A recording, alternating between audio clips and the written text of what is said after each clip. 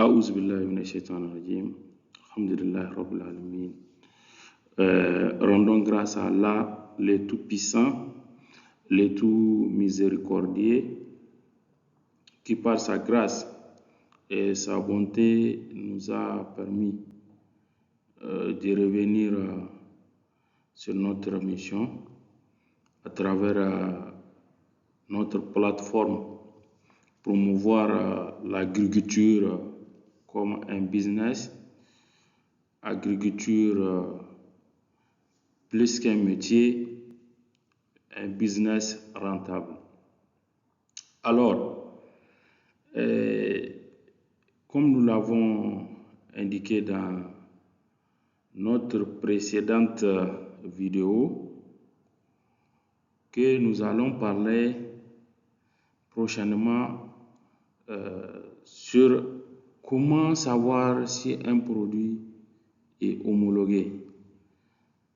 Si vous vous souvenez, ceux qui nous suivent, dans la dernière vidéo, nous avons montré comment savoir identifier le nom d'un produit sur le marché. Si je veux tel produit, comment savoir chercher mon produit sur le marché? Alors, maintenant, comment on peut savoir si le produit que je veux utiliser est homologué? Alors, nous sommes toujours sur les fongicides, insecticides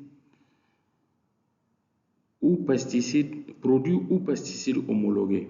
Alors, c'est quoi homologué? Parce qu'il faut d'abord rendre les termes clairs.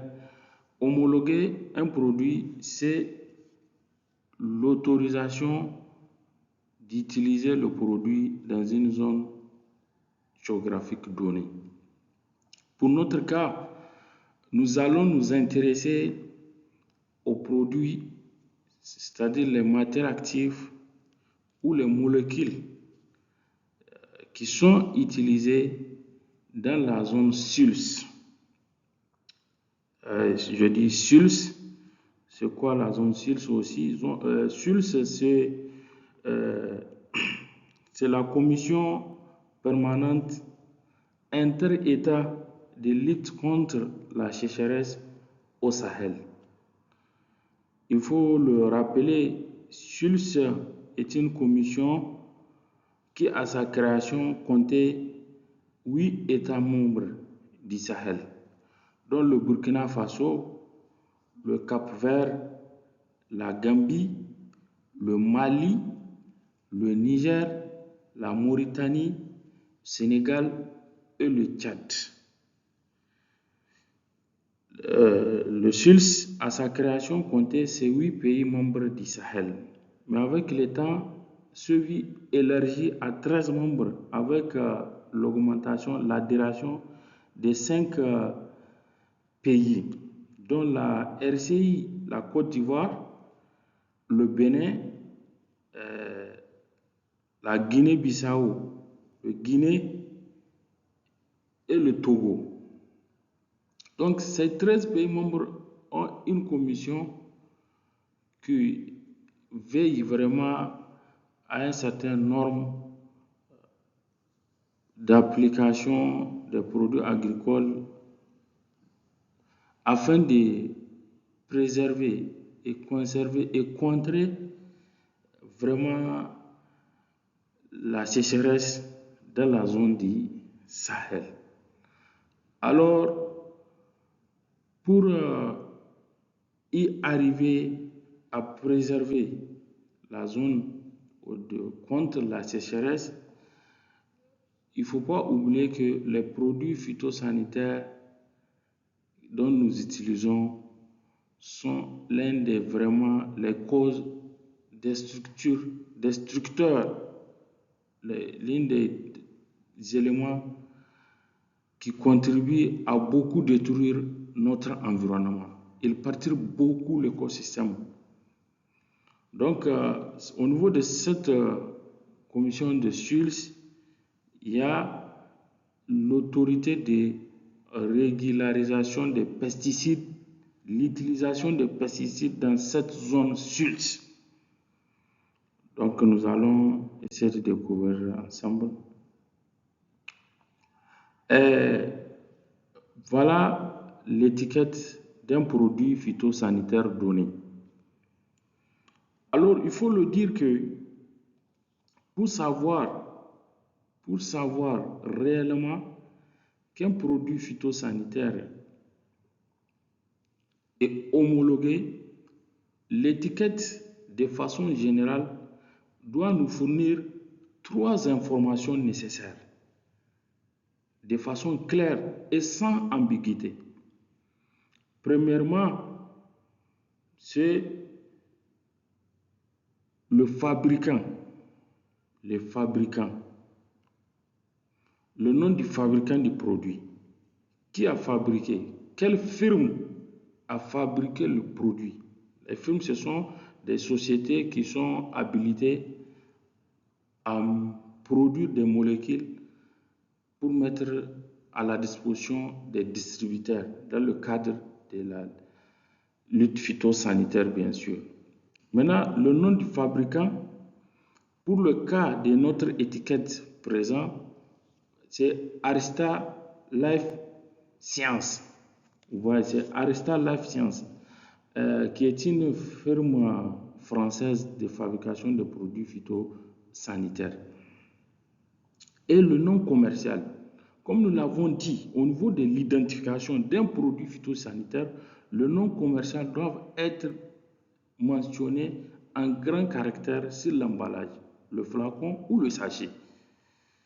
Donc, en dehors du nom du fabricant, le nom ou les distributeurs, c'est-à-dire quand le fabricant, la firme a produit tel ou tel produit phytosanitaire à base de telle et telle molécule, quels sont cette fois-ci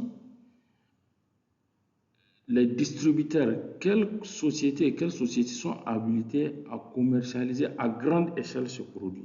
Dans notre cas précis, nous avons 4 grands distributeurs qui sont énumérés ici. Premièrement, nous avons Safito Burkina. C'est quoi Safito? Safito Burkina est une société africaine de produits phytosanitaires. On a MPC Mali. C'est quoi MPC Mali? MPC Mali aussi désigne Mali Protection des Cultures. C'est une société qui est beaucoup reconnue dans la distribution et la commercialisation des produits phytosanitaires dans la zone SULS, qui est basée, la société est basée au Mali. Elle est d'ailleurs malienne. Nous avons Agrimex, qui est aussi une société, l'équivalent de MPC Mali, qui est basée au Niger. Et après, nous avons Espia. Espia aussi est une société sénégalaise qui est appelée Société de produits industriels et agricoles. Donc, vous voyez, ces 4 pays membres de la SULS, pour le cas de l'emballage de notre produit qui est là, sont les grands distributeurs. Alors, nous avons parlé d'une zone SULS qui est composée de 13 membres. Vous allez vous demander certainement pourquoi pas les autres 9 ne sont pas là. Donc, ce qui veut dire que la firme a eu comme coopération avec ces sociétés, elle a mis à leur disposition, eh bien, ces sociétés ne peuvent pas amener un produit ou un molécule que son utilisation n'a pas été autorisée par la commission SULS dans la zone du Sahel. Voilà. Donc, troisième élément d'information que nous devrons chercher sur notre emballage est le numéro d'homologation. Le numéro d'homologation. Donc, il faut savoir que chaque produit homologué doit contenir un certain nombre d'informations, qui devraient nous donner une idée de son homologation. Cette information est composée comme suit: la date de fabrication et le numéro de lot. Donc, vous allez trouver ça chaque fois sur l'emballage. Si c'est un sachet, sur le sachet. Si c'est un flacon, vous allez trouver ça sur le flacon. La date d'impéruption, qui est généralement mentionnée 2 ans après la date de fabrication. Vous allez trouver 2 ans après la date de fabrication. Numéro d'homologation. Pour le cas du Sahel, vous allez trouver une série de numéros suivis chaque fois par Sahel. Donc, si vous trouvez au niveau de l'emballage d'un produit, le numéro d'homologation se termine par Sahel, donc vous êtes au bon endroit, achetez ce produit, vous pouvez l'utiliser tranquillement dans la zone 6 au Sahel. La zone 6, je vous ai dit, est composée de 13 pays membres dont nous venons de les citer.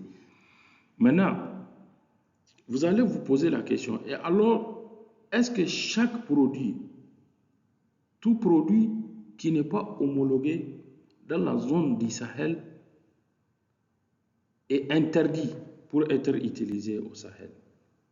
Nous allons répondre à cette question dans la prochaine vidéo pour montrer aux gens quels produits peuvent être utilisés dans la zone du Sahel, quand et comment. Comment savoir que ce produit peut être utilisé dans ma zone, bien que peut-être il n'est pas homologué de façon officielle dans la zone du Sahel. Je vous remercie et dans la prochaine vidéo, Inch'Allah, nous allons vous montrer quels produits peuvent être utilisés dans la zone du Sahel ou non. Et après, nous allons procéder à vous montrer quelles sont les caractéristiques cette fois-ci qui vont me permettre encore, en dehors des 3 informations-là, qu'un produit est homologué ou non.